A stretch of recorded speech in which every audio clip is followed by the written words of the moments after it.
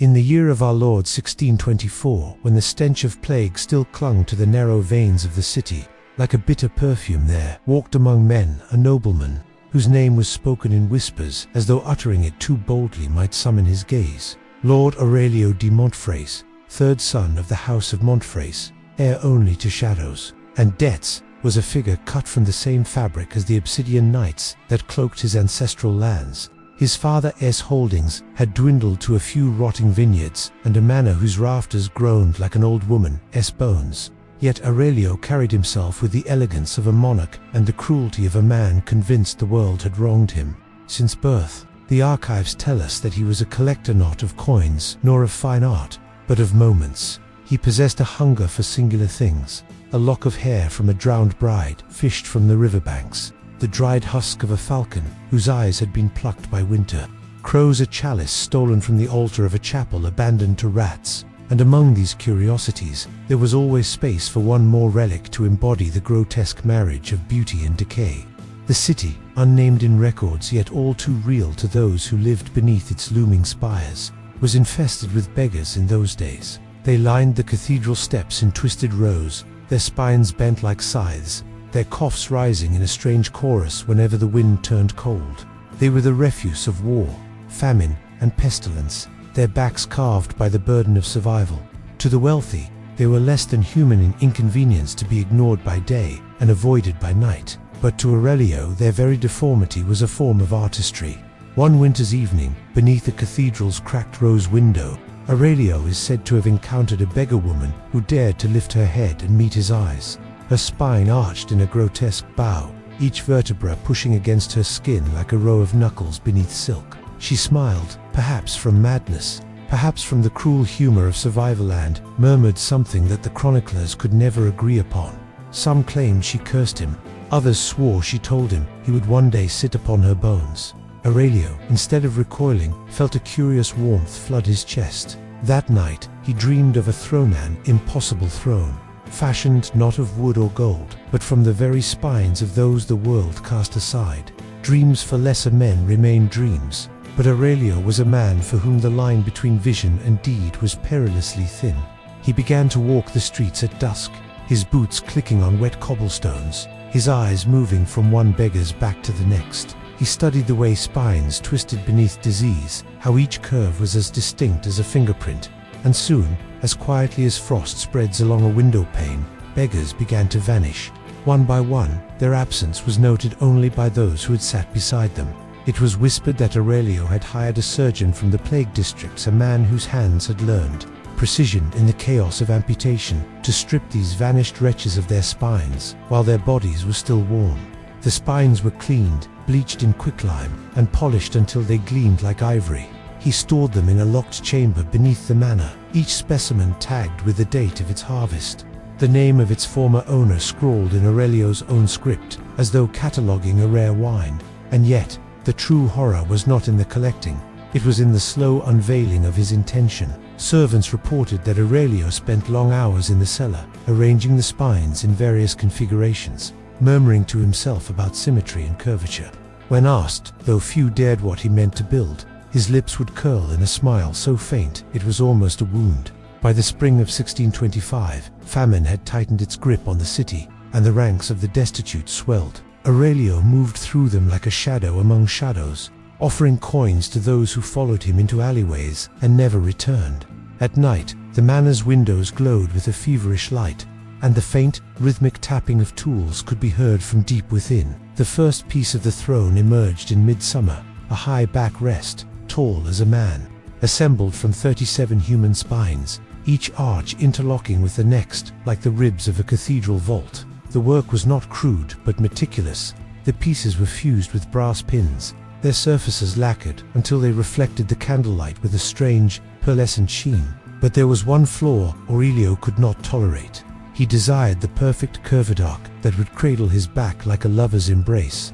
And so he searched for a spine untouched by the ravages of disease or toil, one whose purity could serve as the crown jewel of his creation. That search would lead him deeper into the labyrinth of the city's misery, into places where the air itself seemed to conspire against the lungs, and where Fativa, the quiet architect, waited for the moment to lay its final stone.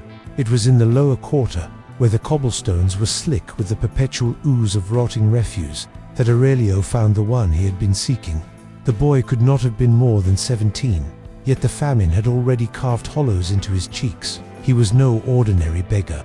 There was a strange, almost sculptural grace in the way he held himself, as though his spine refused to bend despite hunger's command. He sat against the wall of a shuttered apothecary, eyes fixed on some distant point beyond the narrow street. His posture so unyielding it was almost defiant. Aurelio watched him for a full hour as the night thickened and the oil lamps guttered in the damp wind. Not once did the boy slump or curl in upon himself like the others. His back was a perfect, unbroken line, as if nature had preserved it for a higher purpose. Aurelio approached with the same quiet charm that had lured so many into the darkness before. He spoke of warmth, of bread and meat, of shelter from the cold rain that began to hiss against the rooftops. The boy hesitated, his gaze wary, but hunger is a patient assassinate, softens suspicion with each passing moment.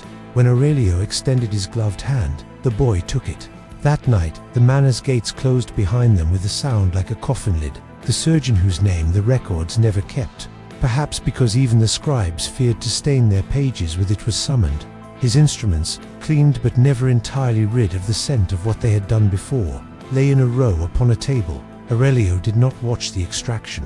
He waited in the adjoining chamber, pacing in the glow of a single candelabrum, the flame trembling with each of his steps. When the surgeon emerged, he carried the spine wrapped in a cloth of black silk, as though bearing a relic of some forbidden saint. Aurelio unwrapped it slowly, his fingers caressing each vertebra, with the reverence of a jeweler appraising a flawless gem. It was perfect, straight as a blade, white as moonlight on fresh snow. This spine became the keystone of his throne. He set it at the very center of the backrest, its line drawing the eye upward, commanding awe. Around it, he arranged the others like supplicants bowing to their sovereign. But with the perfection came an awakening in Aurelio's mind. He began to believe that the throne was more than a seat, it was a vessel for dominion. Each spine, he imagined, still carried a fragment of the will, the suffering, the life it had once borne. By binding them together, he would weave those fragments into a singular, indomitable force his own. As the seasons turned, the city whispered of disappearances. Mothers searched for sons who had gone to seek alms and never returned. The cathedral's charity steps grew emptier, the air around them heavy with a nameless dread. No one spoke Aurelio's name aloud, yet his shadow seemed to lengthen over the streets, stretching into every alley, every market, every place where the poor huddled. Those who dared look toward his manor swore they saw figures in the windows at night, figures that did not move like living men. The work consumed him. He stopped attending court, stopped answering the letters of distant cousins who sought his aid. Meals were taken in haste, if at all. His hands grew calloused from handling bone, his fine clothes stained with powders and varnishes. Servants came and went, most leaving in silence, their eyes darting toward the cellar stairs as though afraid they might be dragged down them. Those who remained were either too loyal or too broken to leave. By the winter of 1626, the throne was nearly complete. It stood in the great hall beneath a canopy of moth-eaten velvet, a pale and terrible monument. The armrests were shaped from femurs, their ends capped with brass, while the seat itself was a mosaic of pelvis bones, smoothed until they gleamed. But the spines were its soul, rising in a fan behind it like the ribs of some colossal, extinct beast. Aurelio would stand before it for hours, not yet sitting, as though waiting for the moment when it would claim him as much as he claimed it. And then came the night of the feast of St. Lazarus. The city's noble families gathered in the cathedral square, their carriages forming a glittering procession. Aurelio, absent from such gatherings for years, appeared suddenly, dressed in black velvet trimmed with silver. His face was pale but alight with an energy that unsettled even the most jaded among them. He spoke little, but when he did, it was to extend an invitation, a private supper at his manor, to celebrate a work he had, in his words, spent years perfecting. They came out of curiosity, out of greed, out of the need to be close to whatever rumor whispered most loudly. The manor blazed with candlelight that night, every window lit as though the house itself were on fire from within. The great hall doors opened, and there, upon a dais, stood the throne in its completed form. Gasps rippled through the guests, some from awe, others from a deeper, more instinctive revulsion they could not name. Aurelio gestured to it, as though unveiling a masterpiece of sculpture, his voice rich and warm, speaking of craftsmanship, of the union between suffering and beauty, of the permanence of power when built upon the bones of the forgotten. But he did not sit, not yet. The guests were ushered to the dining room, where a banquet awaited: game birds, roasted boar, wines dark as garnet. Aurelio presided over the feast with an almost feverish joy, his eyes flicking toward the hall where the throne waited in shadow. And beneath the music, the laughter, the clinking of goblets, there was a tension so thick it seemed to press upon the lungs. For in that hall, in that throne, something more than bone and brass was waiting, something that had grown from the sum of all those lives and was hungry for the man who had bound them together. It was said that the first to notice the change was the steward, a man whose loyalty to Aurelio had been forged over decades of service. He claimed, in a whisper to the cook, that on the morning after the feast he found the great hall colder than the rest of the house, though every hearth blazed. The air was thick, almost damp, as though the walls exhaled, and the throne seemed altered. The ivory gleam of its spines had dulled overnight, taking on a faint yellow cast, like teeth left too long in the mouth of a corpse. Aurelio dismissed the steward's words with a flick of his hand. Yet that night he dreamed not of banquets or courtly intrigue, but of narrow, starless streets and the sound of bare feet following him through the dark. The dreams multiplied. In them, he would turn a corner and find himself face to face with the very people whose bones adorned his throne.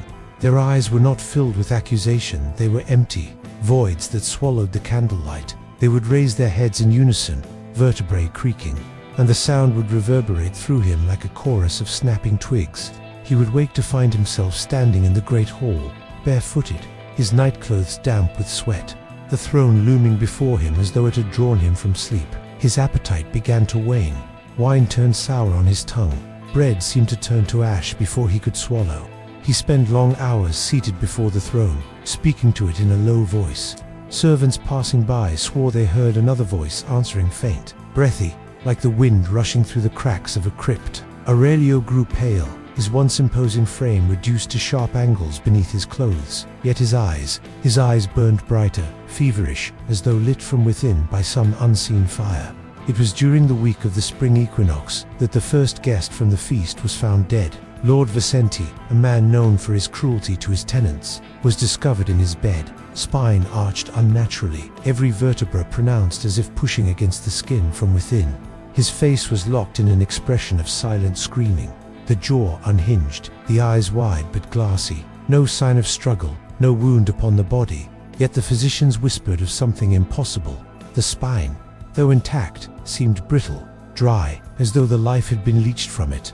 Aurelio attended the funeral, dressed impeccably, speaking little, but when he returned to the manor, the steward saw him stand before the throne for hours, his hand resting on the central spine, the perfect one, taken from the boy in the apothecary street as though absorbing some private confession. That night, more dreams came. This time, they were not silent. The voices spoke of hunger, of unfinished work, of a covenant sealed in marrow. Aurelio woke with the taste of iron in his mouth. 2 more guests died in the following month. A countess was found slumped at her dressing table, head hanging forward, her neck twisted at an unnatural angle. A merchant collapsed mid-sentence in his study, his body folding in on itself like a puppet whose strings had been cut. Each time, Aurelio seemed to grow thinner, more translucent, yet also more animated in his movements, as though his limbs were guided by an unseen puppeteer. The city began to murmur of a curse, though none dared speak Aurelio's name directly. One rain-soaked night, the steward entered the great hall to find his master seated upon the throne at last. It was a sight he would never forget.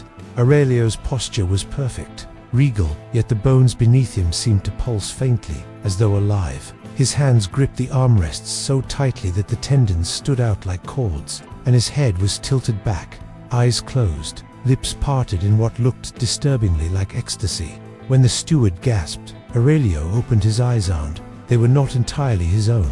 There was a depth in them, a layering, as if countless gazes peered through the same sockets. He rose slowly, his movements deliberate, and dismissed the steward without a word. After that night, no servant dared enter the hall unbidden. They spoke of sounds, dry rustlings, faint cracking noises that came from the throne even when the room was empty. Sometimes, a cold draft would sweep the corridor outside, carrying with it the faint scent of earth freshly turned. Aurelio's public appearances became rare, but when he did appear, people noticed he seemed straighter, taller. His spine, once slightly curved from age, was now unnaturally straight, as though it had been replaced altogether. The deaths continued, but now they were no longer confined to the feast's guests. Paupers, vagrants, even the occasional servant from the manor would vanish, their absence unremarked except by those who knew too well where they had gone. And Aurelio's throne, once pale, now gleamed again, as though freshly polished from within. By midsummer, Aurelio no longer spoke of his throne as a creation. He referred to it as my council, or, more chillingly, my inheritance. It was clear he believed himself not merely seated upon power, but fused with it. When he sat, his hands no longer rested idly.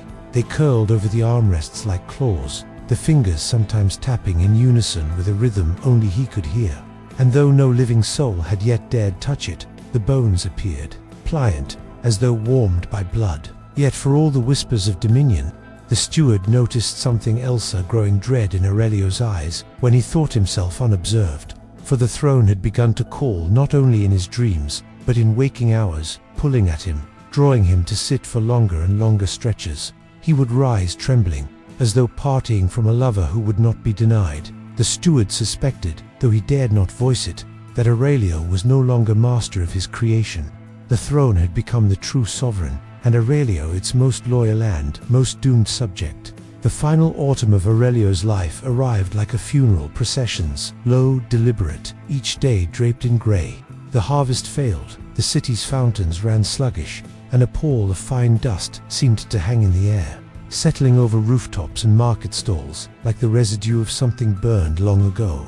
In the manor, the great hall stood in perpetual shadow, though the windows were tall and clear. It was there that Aurelio spent nearly every waking hour now, his form shrunken to a husk of silk and bone, yet his presence more commanding than ever. Those who entered swore that the air pressed upon them, heavy and close, as if they'd stepped into the lungs of some great creature. The throne no longer merely gleamed, it throbbed faintly, as if something beneath its surface lived and breathed. The spines had grown subtly, their tips sharper, their curves more pronounced, so that the structure seemed less like a piece of furniture and more like a growth, a tumor of ivory pushing its way into the world. Sometimes, in the stillness, one could hear a faint creak, as if the bones were adjusting themselves. Aurelio spoke to it constantly now, in a tone too low for others to catch, though more than one servant claimed to have heard murmured replies, overlapping voices that rose and fell like a tide. By the equinox, Aurelio's decline had become visible even to those who had once revered him. His skin clung to his skull, his lips were pale and cracked, and yet his posture was impossibly rigid, every vertebra standing in perfect alignment. He no longer ate. He drank only from a tall goblet of blackened silver, the contents of which no one dared identify. When he smiled, it was with a strange serenity, as though he had made peace with something vast and terrible. Then came the night of the blood feast. It was not announced, and yet the guests arrived as if summoned by some unspoken decree. Nobles, merchants, even minor clergy. They entered the hall to find it transformed. Every wall was draped in black velvet, and the only light came from tall candles whose flames were tinged with a faint red hue. At the center of the hall stood the throne, and upon it Aurelio sat not as a host, but as a figure presiding over judgment. His robes were dark, embroidered with a pattern that, on closer inspection, seemed to mimic the branching of the human spine. His eyes glistened, not with life, but with the reflection of countless unseen watchers. The feast began without food. Servants gaunt, silent, moved among the tables, pouring the same dark liquid Aurelio drank. The guests, though confused, partook without protest, their unease dulled by the oppressive atmosphere. When at last a dish was brought forth, it was covered with a cloth, so heavy it took 2 men to lift. The moment it was unveiled, several guests recoiled, some clutching their throats. What lay upon the silver platter was not entirely identifiable, but there was a spectacle hole, its vertebrae still threaded with gristle, glistening in the candlelight. Aurelio rose and placed his hand upon it, his fingers caressing the bone with something between reverence and hunger. It was then that the transformation began. The bones of the throne shifted audibly, the sound like dry reeds snapping in a windstorm. They curved inward around Aurelio, the armrests rising like claws, the back curling forward until it nearly embraced him. His own spine arched in answer, each vertebra pressing against his skin until the shapes were visible beneath his robe. Gasps echoed through the hall as the boundary between man and throne began to blur. The base of his neck seemed to fuse with the central spine of the structure, his shoulders locking into the curved supports. Aurelio's head tilted back, his mouth opening in a silent cry, though his eyes were fixed in a state of rapture. Panic seized the guests, but the doors would not open. The velvet drapes trembled, as though a wind passed behind them, though the air remained still. One by one, the guests began to clutch their backs, their spines writhing beneath their clothes. Some collapsed, bones snapping audibly. Others stood frozen, their heads jerking at unnatural angles. A low hum filled the hall, resonating in the ribs and skulls of all present, growing louder until it became a chorus of voices familiar to Aurelio, for they were the same that had whispered to him in dreams. The throne pulsed, its spines gleamed wetly now, as if freshly unearthed from flesh. Aurelio's body was no longer distinct from it. His torso had elongated, ribs stretching into the armrests, while his legs were pulled beneath the seat, vanishing into the tangle of ivory. His face remained, but it was no longer solely his. Other features pressed against the skin from beneath, shifting, distorting, as though countless faces shared the same mask. When the hum ceased, the hall fell silent. The guests who remained standing were altered, their backs impossibly straight, their eyes glassy, their movements in perfect unison. They turned to the throne, and to the being that had once been Aurelio, and bowed deeply. The rest lay crumpled on the floor, their spines missing entirely, leaving their bodies slack and boneless. By dawn, the manor was empty. Those who came seeking the survivors found only the throne in the center of the hall, gleaming in the pale light. Its structure was larger now, its curves more elaborate, the spines more numerous. Among them, if one looked too closely, one might recognize a familiar curve, a distinctive ridge, the unmistakable remnants of a man's spine, set at the very heart of the construction, of Aurelio himself. There was no sign, save for the faint impression of a face, frozen in rapture, just beneath the bone. The city whispered for a time, but whispers fade. The manor was abandoned, its windows shuttered, the air within stale and cold. Yet travelers passing at night swore they saw a pale light flicker behind the velvet drapes, and if they lingered too long they felt an ache deep in their own backs, as though their vertebrae were being counted by invisible fingers. And somewhere, in the silence, came the faint, rhythmic creak of a throne, waiting for its next sovereign.